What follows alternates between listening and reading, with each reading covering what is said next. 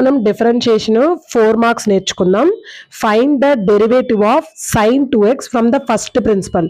First principle నుంచి sin 2x, cos ax అలా మనకి డెరివేటివ్స్ అడుగుతారు ఫస్ట్ ప్రిన్సిపల్. ఓకేనా, ఇప్పుడు మనం ఎలా సాల్వ్ చేయాలో చూద్దాం. మనము we take f of x is equals to ఇచ్చిన క్వశ్చన్ని f of x అని తీసుకోవాలి. First f of x is equals to ఇచ్చిన క్వశ్చన్ sin 2x కదా, సో సింప్లీ అలా పెడతాం మనం.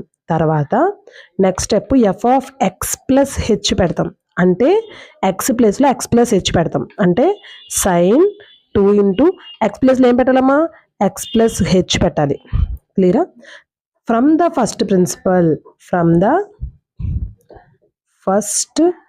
ప్రిన్సిపల్ మనకి ఫస్ట్ ప్రిన్సిపల్కి ఒక ఫార్ములా ఉందమ్మా. అదేంటంటే f of x is equals to limit x tends to 0 f of x equals to limit h tends to 0 f of x plus h minus f of x by h. ఇది చాలా important formula from the first ప్రిన్సిపల్కి. Formula ఏంటమ్మా, f of x is equals to limit h, దీన్ని limit అని చదవాలి, దీన్ని h tends to 0 అనాలి. Limit h tends to 0 f of x plus h minus f of x by h. ఇది formula, ఇది మీరు గుర్తుపెట్టుకోవాలి. ఓకేనా? సో ఇప్పుడు మనం సాల్వ్ చేద్దాం. Limit h tends to 0 f of x plus h అంటే ఏంటమ్మా, ఇది దాన్ని పెట్టాలి ఇక్కడ, అంటే sin 2 ఇంటూ x కదా ఇది. ఇప్పుడు నార్మల్గా ఫస్ట్ సబ్స్టిట్యూట్ చేసేయండి. 2 of x plus 2 into h 2h. ఓకేనా? అంటే ఇప్పుడు 2లో బయట ఉంది కదమ్మా బ్రాకెట్ బయట, దాని లోపల పంపిద్దాం. 2 into x 2x, 2 into h 2h. So ఇది f of x ప్లస్ హెచ్కి మైనస్, మరి f of x అంటే ఏంటి, ఇది కదా sin 2x కదా, అది వెయ్యాలి. sin 2x by formula h. ఏం చేసాం మనము, లిమిట్ h tends to 0 అలానే వేసాం. f of x plus h అంటే x ప్లస్లో x ప్లస్ h పెట్టింది వేసాము, మైనస్ f of x అంటే ఇది వేసాము. ఓకేనా? సరే, ఇప్పుడు మనం లిమిట్ h tends to 0 ఈ 1/h కదమ్మా, ఇది ఆ 1/hని కామన్ తీసేద్దాం, పక్కకి తీసేస్తే ఇది sin c minus sin d లా ఉంది చూడండి. sin c minus sin d, చూడండి ఇది sin c minus sin d లా ఉంది, అంటే sin c మైనస్ sin dకి ఒక ఫార్ములా ఉంది మనకి, ఏంటంటే అది sin c minus sin d is equals to 2 cos c plus d by 2 sin c minus d by 2. ఇది ఫార్ములా అమ్మా, ఇది ఫార్ములా. ఈ ఫార్ములాస్ అన్నీ నేను ఇంటర్మీడియట్ ఫార్ములాస్ అన్నీ ఒక ప్లేలిస్ట్లో పెట్టాను, అది ఒకసారి చూడండి. sin c మైనస్ sin dకి formula 2 cos c plus d by 2 sin c minus d by 2. మీరు ఇది ఇక్కడ కింద రాయొద్దు, నాకు ఇక్కడ ప్లేస్ లేదు కాబట్టి రాయలేదు, మీరు పక్కన రాయాలి. సో ఇది ఇలా స్ప్లిట్ చేస్తాం మనం ఇప్పుడు.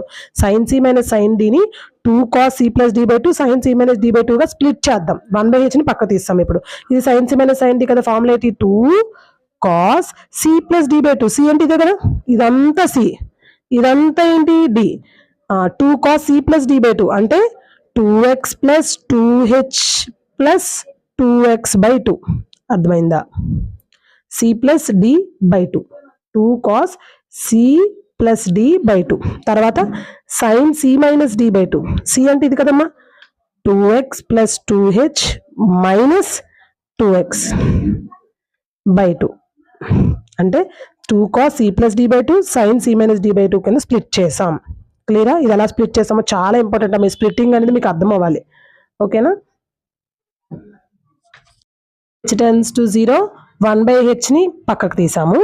2 cos, చూడండి ఇక్కడ 2x ప్లస్ 2x 4x కదమ్మా, 4x ప్లస్ 2h బై 2, అంతేనా?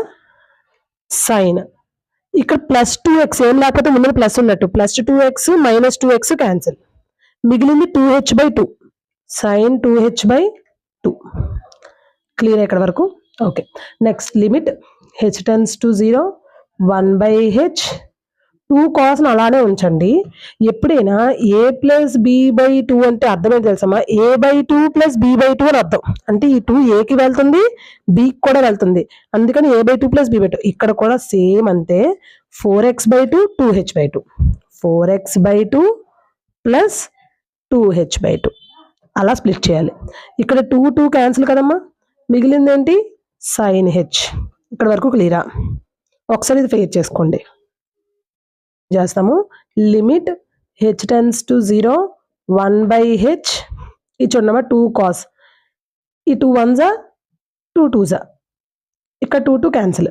ఓకేనా? అంటే మిగిలింది ఏంటి? 2 cos 2x కదా మిగిలింది, ఇక్కడ 2x ప్లస్ ఇక్కడ ఏం మిగిలింది? h. అంతేనా? sin h అంతే కదా మిగిలింది. బట్ మనకు ఒక ఫార్ములా ఉంది, sin h/h limit h tends to 0 sin h/h value 1. Most important formula ఇది.